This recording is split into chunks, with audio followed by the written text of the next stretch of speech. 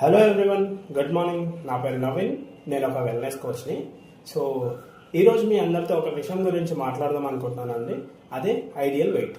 So ఈ రోజుల్లో చాలామంది వారి వారి ఐడియల్ వెయిట్ ఏంటో తెలియక కొంతమంది అండర్ వెయిట్లో ఉంటున్నారు, కొంతమంది ఓవర్ వెయిట్కి వెళ్ళిపోతున్నారు. ఇలా అండర్ వెయిట్లో ఉండి ఓవర్ వెయిట్లో ఉండి కొంతమంది చాలా రకాల లైఫ్ స్టైల్ డిజార్డర్స్ని కూడా ఫేస్ చేస్తున్నారు.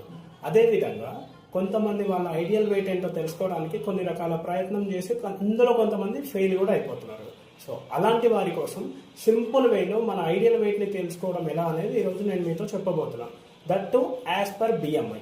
ఓకే, సో దానికి గాను ముందుగా మన హైట్ ఏదైతే ఉందో దాన్ని మనం సెంటీమీటర్స్లో ఎంత ఉన్నాం అనేది తెలుసుకోగలిగితే మన వెయిట్ని కూడా సింపుల్గా తెలుసుకోవచ్చు. ఓకే, సో దానికి గాను ఇక్కడ ఒక ఫార్ములాను కూడా ఇస్తున్నాను. అదేంటంటే హైట్ ఇన్ సెంటీమీటర్స్ మైనస్ 100 కనుక చేస్తే ఫీమేల్ యొక్క ఐడియల్ వెయిట్ని తెలుసుకోవచ్చు. అదే హైట్ ఇన్ సెంటీమీటర్స్ మైనస్ 105 కనుక చేస్తే మేల్ యొక్క ఐడియల్ వెయిట్ని తెలుసుకోవచ్చు. ఫర్ ఎగ్జాంపుల్, నా హైట్ వచ్చేసి 168 సెంటీమీటర్స్ మైనస్ 105 చేస్తే 63 వస్తుంది. అది నా ఐడియల్ వెయిట్ అన్నమాట. అదే రకంగా ఒక ఫీమేల్ 160 సెంటీమీటర్స్ ఉన్నారనుకుంటే 160 మైనస్ 100 కనుక చేస్తే ఏదైతే వెయిట్ వస్తుందో అది వారి ఐడియల్ వెయిట్. ఓకే, సో ఇలా మీరు కూడా మీ ఐడియల్ వెయిట్ని ఈ ఫార్ములాని అప్లై చేస్తూ మీ వెయిట్ని తెలుసుకోవచ్చు. ఓకే, సో ఇక్కడ నేను యాజ్ పర్ బిఎంఐ మీ ఐడియల్ వెయిట్ ఏంటో తెలుసుకోవచ్చు అని చెప్పాను కదా.